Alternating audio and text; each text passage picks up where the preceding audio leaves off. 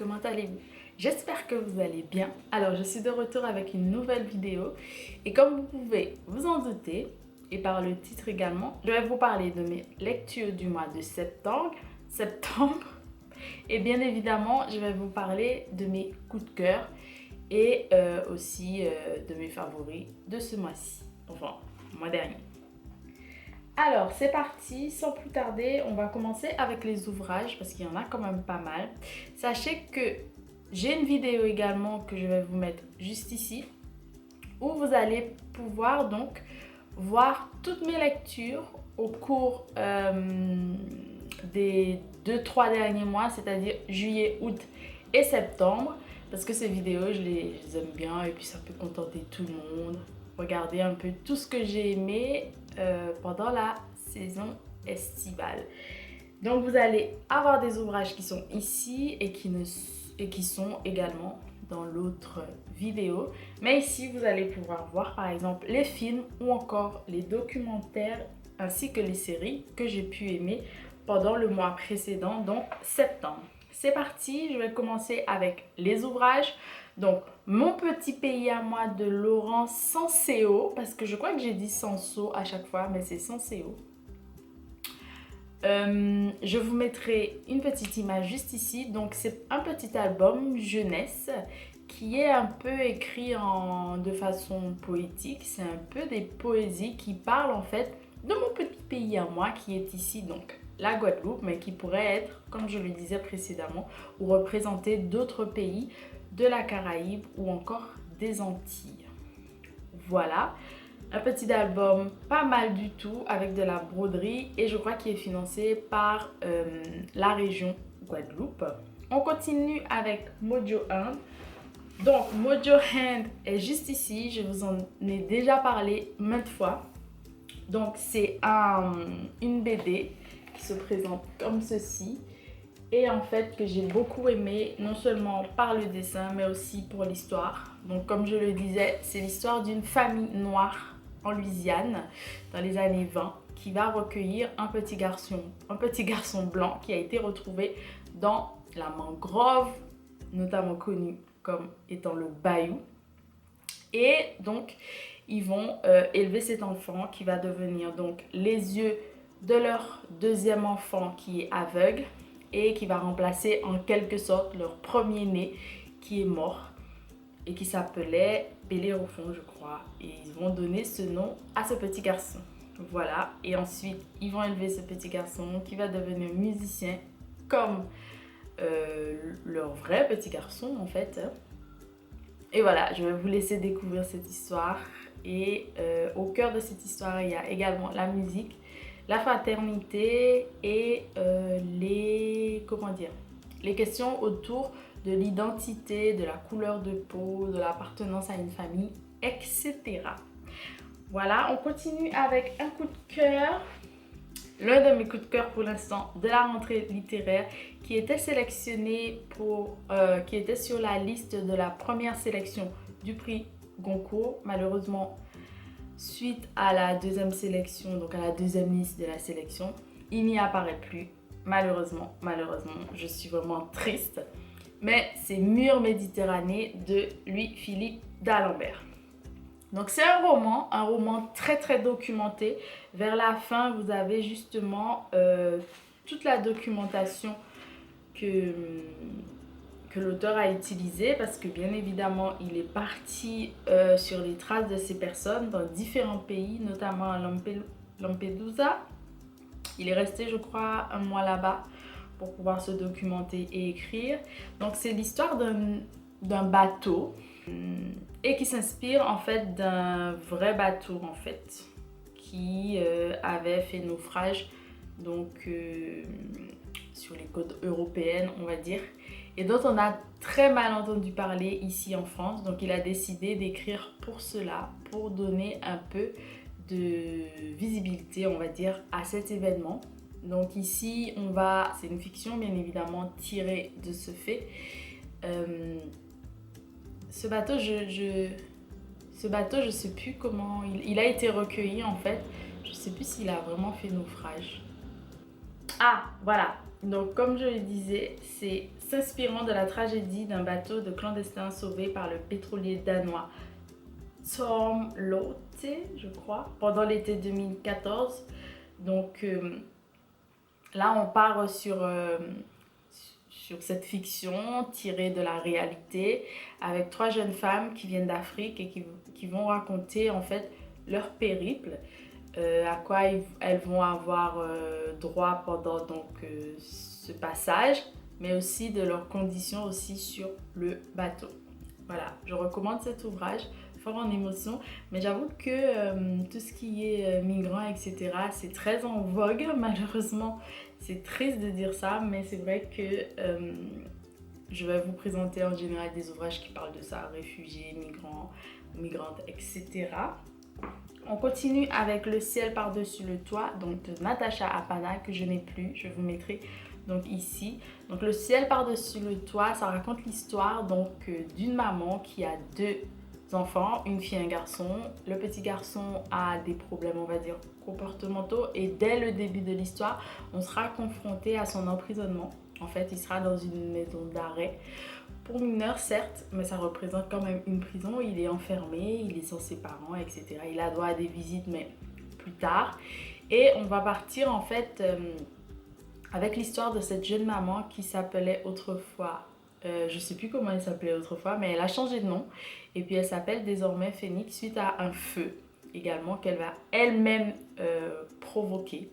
On va partir aussi sur son histoire lorsqu'elle était plus jeune, parce que c'était une enfant, on va dire, star, où je crois qu'elle faisait des concours de beauté, ou plutôt de chant. Et puis un jour, une catastrophe va se passer, elle va changer, ses parents ne vont pas comprendre pourquoi elle désire changer, etc. Et pourquoi elle détestait cette période de sa vie. Parce que bien évidemment, en étant enfant star, ce n'est pas du tout ce qu'elle voulait. On va considérer que cette mère aime mal ses enfants. Moi, je ne trouve pas, je pense qu'elle fait ce qu'elle peut, mais ce n'est que mon avis. Je n'aime pas trop donner mon avis, mais c'est vrai que ici, je trouve que c'est une mère qui fait ce qu'elle peut, comme elle peut, avec ses déchirures, avec ses tracas, avec ses tourments.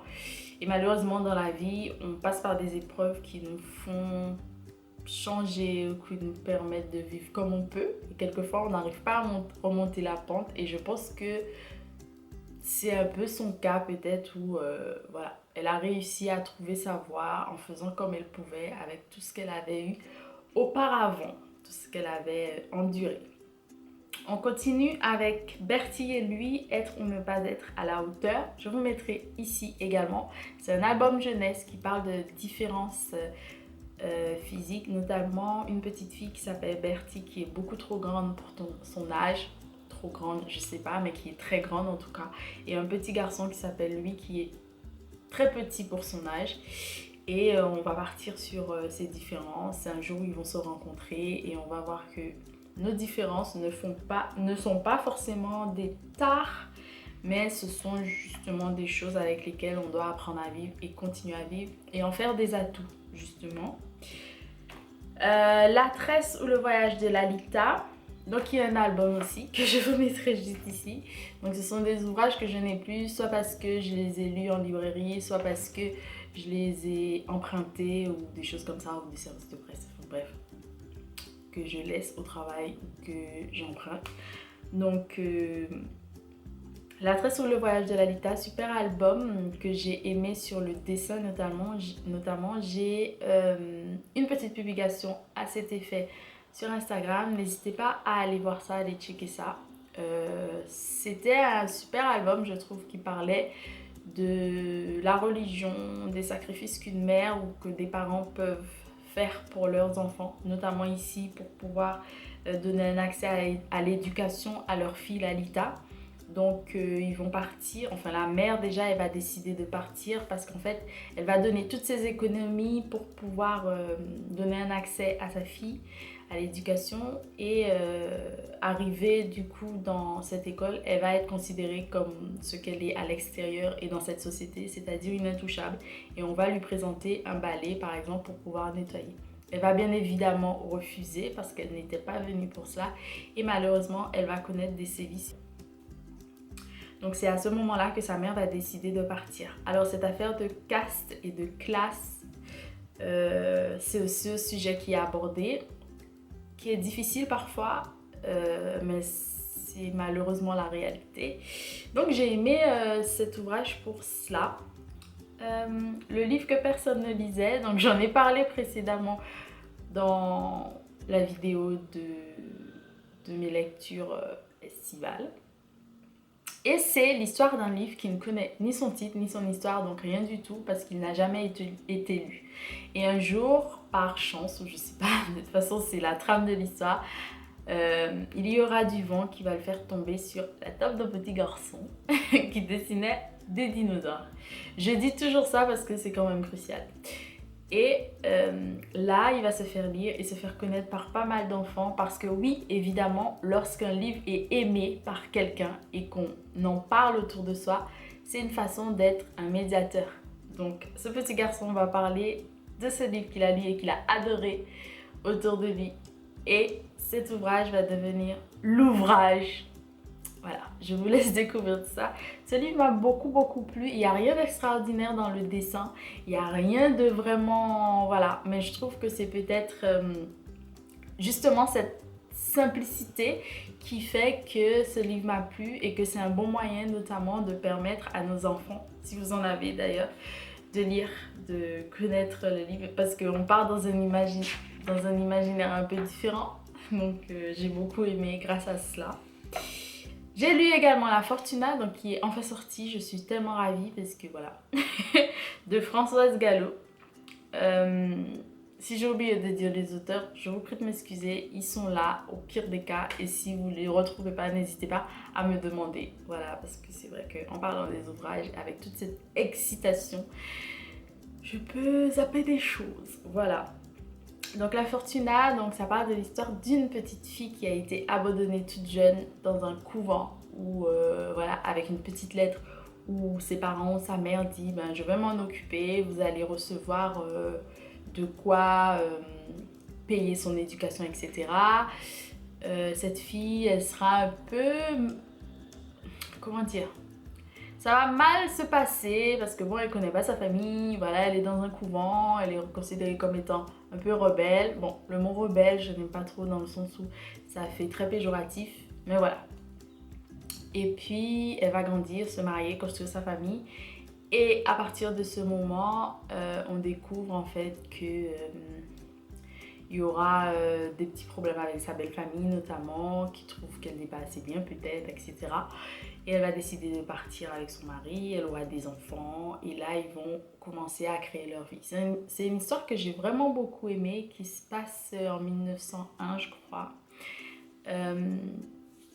C'est une autre époque bien évidemment où la femme n'est pas censée être forte, puissante.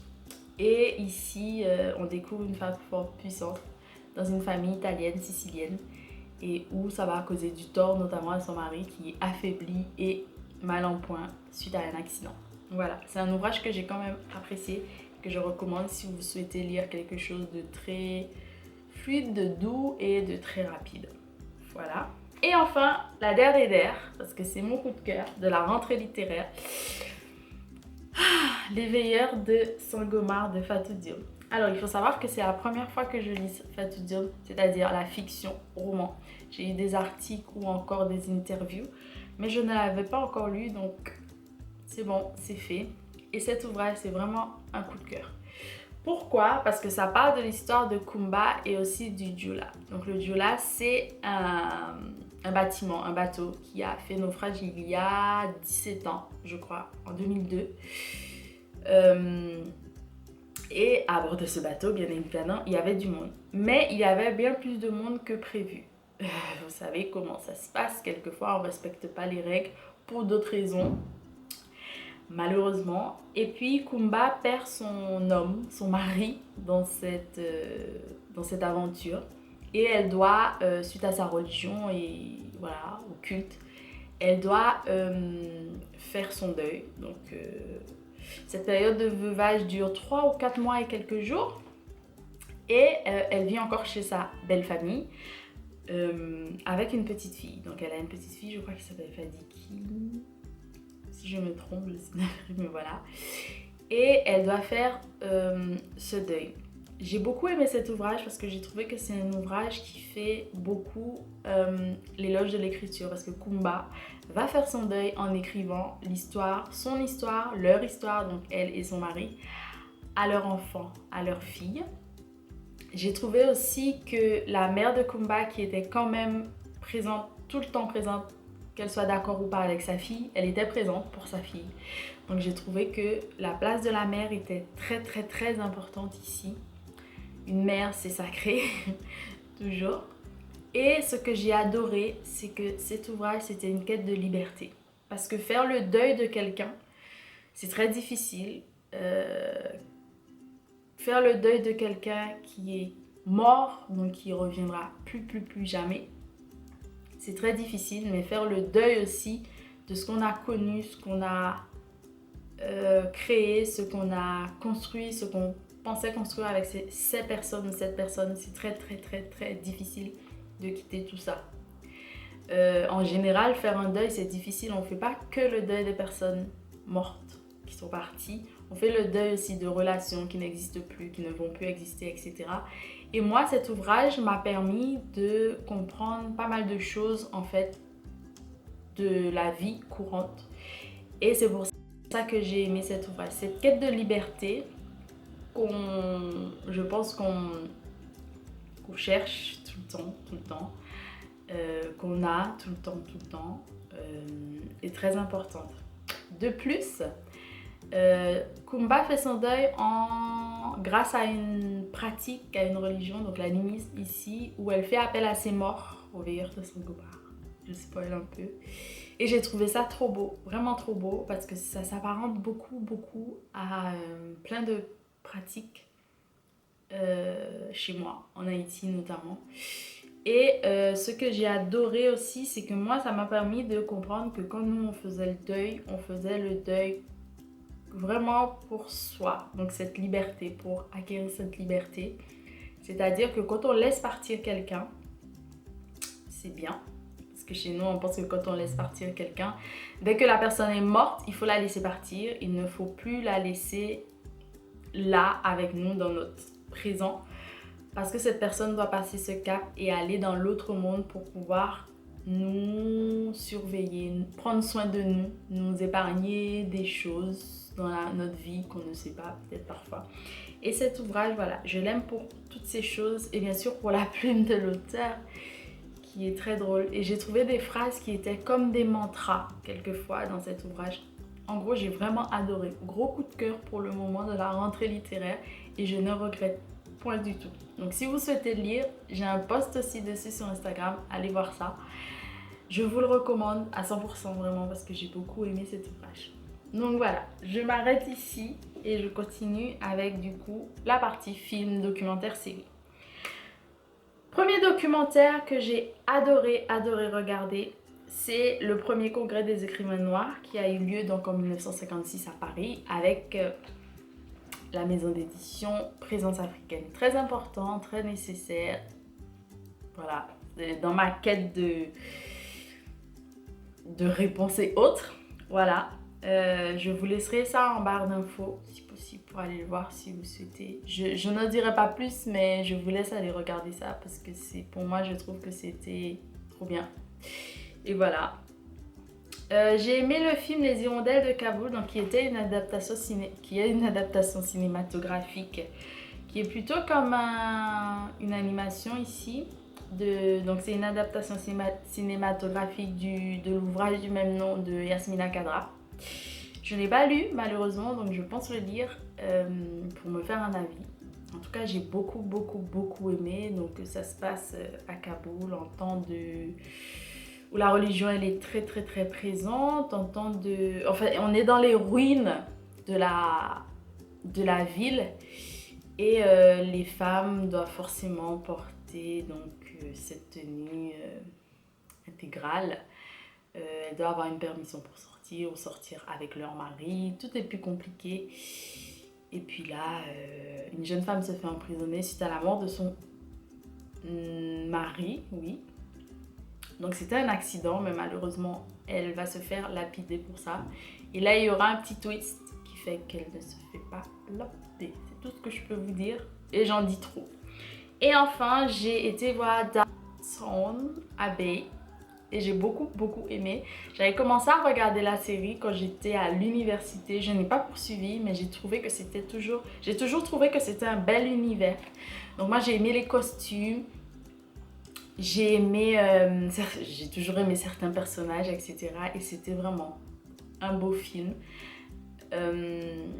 Je regarde pas des films juste pour l'histoire quelquefois. Je regarde aussi pour l'univers, pour plein d'autres choses. Et j'ai vraiment beaucoup aimé. Donc ça parle ici de l'histoire de Downton Abbey, qui est donc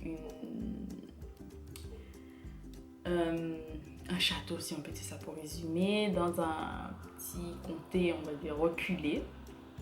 Et dans ce côté, ben, la reine et le roi vont arriver pour passer un séjour et faire un peu des réceptions, des choses comme ça dans ce petit coin. Et là, tout le monde est au taquet, mais malheureusement, les personnes qui s'occupent, donc les employés qui vont s'occuper de cela, vont se voir retirer leurs tâches parce que, comme le roi et la reine arrivent, ils prennent les employés du roi et de la reine avec eux. Et puis, on va avoir aussi pas mal de petites histoires entre l'Irlande, qui ne fait pas partie du coup du Royaume-Uni. Plein d'histoires très politiques, historiques. Donc j'ai vraiment beaucoup aimé. Je vous laisse aller vous faire un avis. Ça décante encore, parce que je l'ai vu il n'y a pas très longtemps, ça fait presque une semaine, mais ça décante encore. Donc voilà. Je crois que je vous ai tout dit. Si jamais j'ai oublié quelque chose, je vous en parlerai après. J'espère que cette vidéo vous aura plu. Je vous souhaite un très bon week-end, de bonnes lectures, de belles aventures et n'oubliez pas de vous abonner bien évidemment sur cette chaîne, sur mes réseaux sociaux qui seront en barre d'infos et bien évidemment si vous avez des questions, lâchez-vous. Excellente fin de journée et je vous dis à très bientôt pour une nouvelle vidéo. Bisous.